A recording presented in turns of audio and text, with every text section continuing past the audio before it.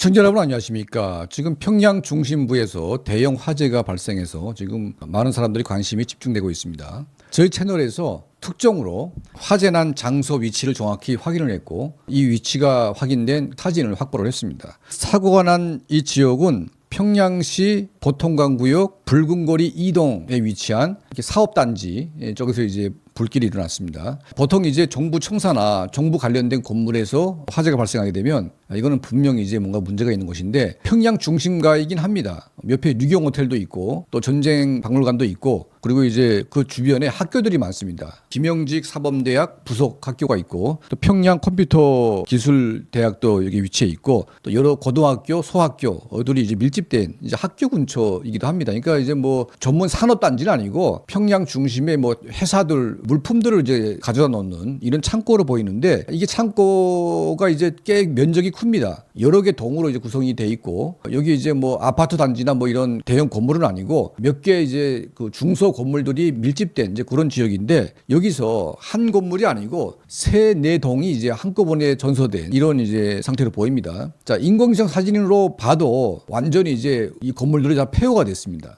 그리고 이제 한 동이 아니라 세 군데서 이제 발생했기 때문에 자, 이거는 뭐 우연한 어떤 화재 사고가 아니라 누군가에 의한 방화 사고로 저는 보이고 있는데 평양 중심가에는 이게 크고 작은 사건들이 많았습니다. 자, 과거에 대곡장을 짓다가 누군가가 이제 발화해가지고 대형 화재가 발생했는데 국가보위성에서는 이 사고를 적대 세력에 의한 방화로 보고 있는데 정확한 물증이 안 잡혀가지고 전기 합선으로 이제 규정을 한 사례가 있고 그 외에도 이제 뭐 고려호텔 화재 사고 기타 등등의 이제 많은 사고가 일어납니다. 근데 문제는 뭐냐면 북한의 대부분 건물들은 우리 뭐 자본주의 사회처럼 이게 뭐 싸구려 어떤 그런 내연재를 안 씁니다. 그러니까 이제 대부분 이제 불을 땡길 수 있는 이런 이제 싼 것보다는 돈을 들여서라도 불이 잘 안 붙는 뭐 이런 것들로 짓기도 하고 또 부득이하게 이제 목재 건물을 짓기도 하는데 이 목재 건물 같은 경우에는 이제 대형 사고에 취약한 뭐 그런 부분도 있습니다. 자, 북한에서 이제 합선 사고나 뭐 이런 물론 있지만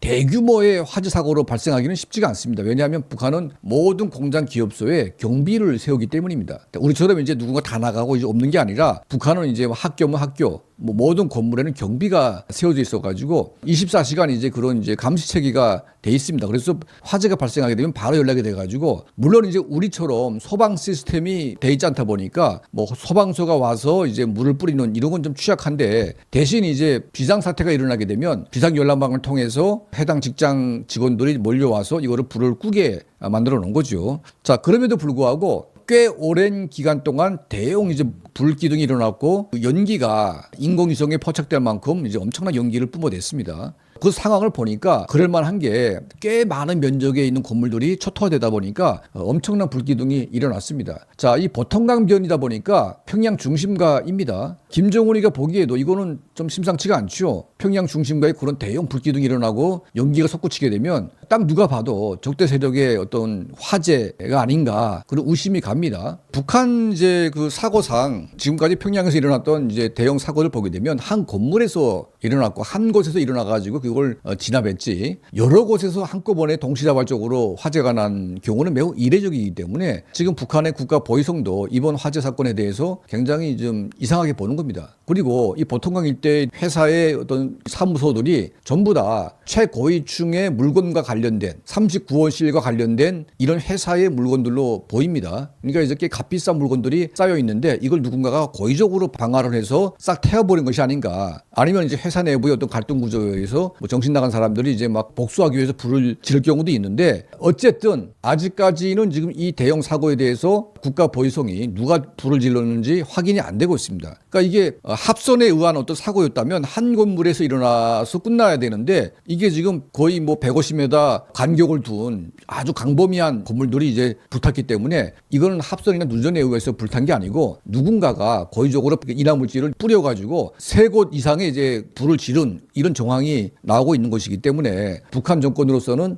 굉장히 좀 심각하게 보고 있습니다. 그러니까 이제 누군가에 의해서 고의적으로 방화를 일으켰고 그 방화 면적이 굉장히 컸다는 점 그리고 이 사무소 안에는 꽤 값이 나가는 이제 이런 물건들이 아마 가득차 있었던 것이 아닌가 하는 추론이 있습니다. 왜냐하면 이런 대형 건물이나 또 이제 국가기관의 건물들은 엄청난 무장보초가 세워져 있고 접근하기가 쉽지가 않습니다. 하지만 국가기관이 관리하는 어떤 이런 회사 같은 경우에는 그것보다는 조금 더 보안이 허술하기 때문에 이런 건물에 접근을 해서 대규모 보복을 한 것이 아닌가 이런 생각이 듭니다. 자, 어쨌든 최근 연간 평양시 중심에서 이런 대형 화재가 발생한 적이 없기 때문에 매우 이례적인 사건이고 또 이제 인공위성이 잡힐 만큼 엄청난 규모였기 때문에 지금 북한 평양 정권이 아주 주시하는 대형 사고로 보입니다. 이 대형 사고에 대한 진실, 그러니까 국가보위성이나 북한의 사회안전성이 조사를 하고 나서 어떤 결론을 낼지 모르겠지만 어떤 결론이 나오든 저희가 또 취재를 해가지고 여러분께 또 말씀에 올리겠습니다. 평양 중심부에서 발생한 대형 화재 사고 오늘 여러분께 전달해 올렸습니다. 자, 저희 채널을 항상 시청해 주시고 도움을 주시는 모든 분들께 진심으로 감사드립니다.